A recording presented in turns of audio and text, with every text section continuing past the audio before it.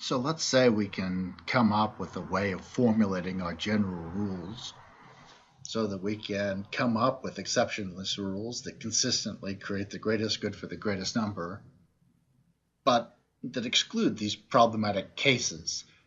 So we find a solution to that first problem.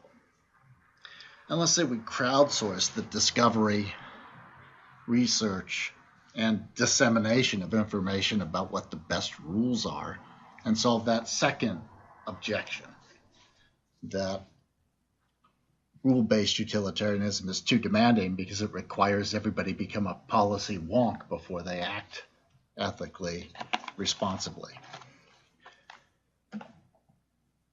And let's return now to that original question. So we have these two other strategies. Some of the objections we might respond to by challenging the claims about the outcomes in those cases. Do they really create the happiness in practice that is claimed for the specific actions in the objections?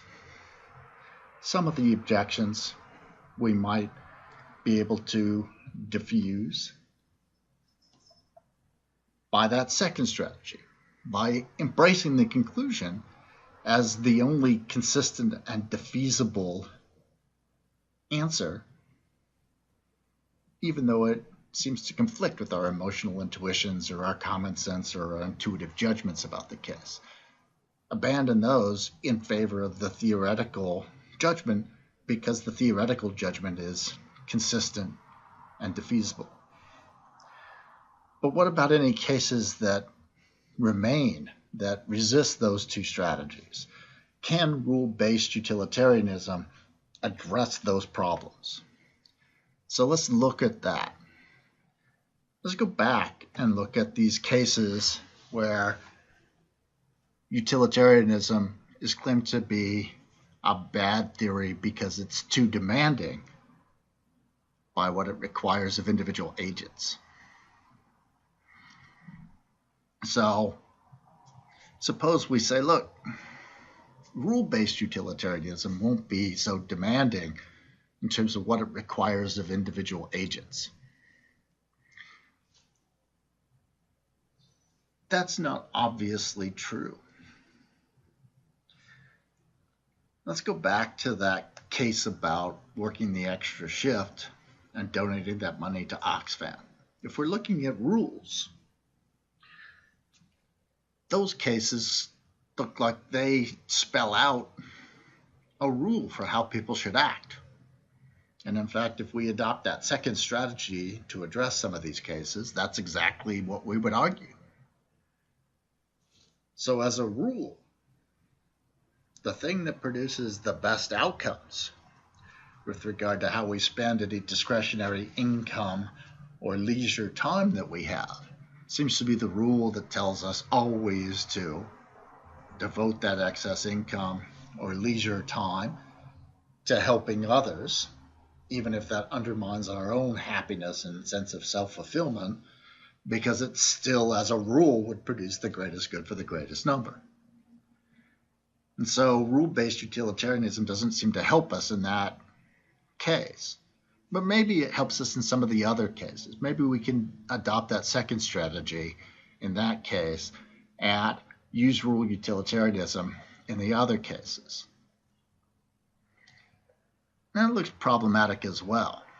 Right? So think about those cases where theorists are objecting to act utilitarianism because it doesn't seem to acknowledge the rights of individuals. In fact, it advocates violating those rights when it produces great happiness. And it doesn't seem to respect our sense of what a just action would be. In fact, it advocates acting in ways that seem unjust and morally despicable because they'll produce greater overall happiness. Can rule utilitarianism get rid of those cases? And it's not obvious that rule utilitarianism is going to help us with some of these cases. So let's run some scenarios like that around. So suppose we're good rule utilitarians and we're thinking about, well, how should we distribute wealth? Well, we look at Bill Gates and we notice that he's worth about $93.8 billion now. And we think to ourselves, you know what? What would make everybody in America much happier is if we just took all of Bill Gates' money and distributed it amongst all the Americans. Everybody would be happier because everybody would have more money now, except, of course, for Bill, but he would be counterbalanced by our happiness. That actually seems like the rule that would generate the greatest good for the greatest number here. Always take away the wealth from the richest individuals and distribute it amongst everyone else. That seems like a rule that would result in greater happiness, even though it seems to violate property rights for Bill Gates.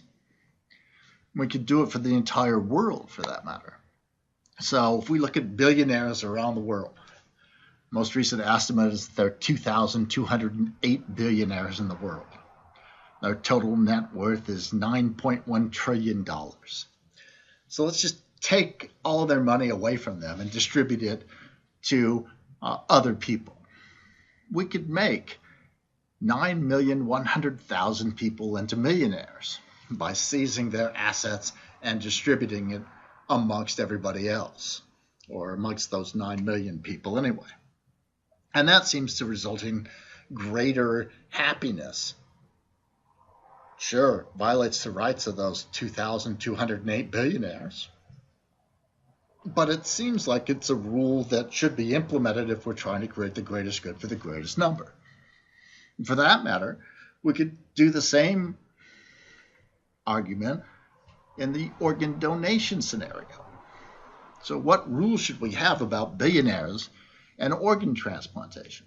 Well, we should take those 2,208 billionaires and kill them to harvest their organs, because by doing that, say we harvest 8 viable organs from each billionaire, we'll end up, right, with approximately 8 times the overall happiness, because we'll have saved about 17,664 people or improved their lives, and their families and friends are all going to have increased happiness, and the pay is just going to be those 2,208 unhappy people and their families and relatives.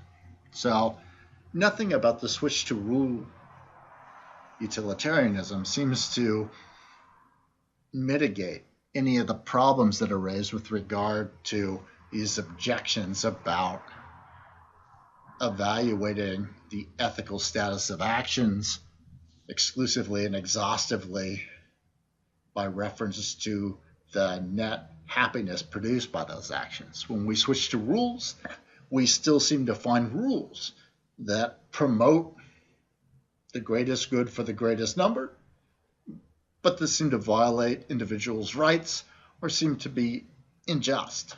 And so it's not clear that switching to rule utilitarianism is going to help with any of these cases if they slip through the cracks using the first two strategies.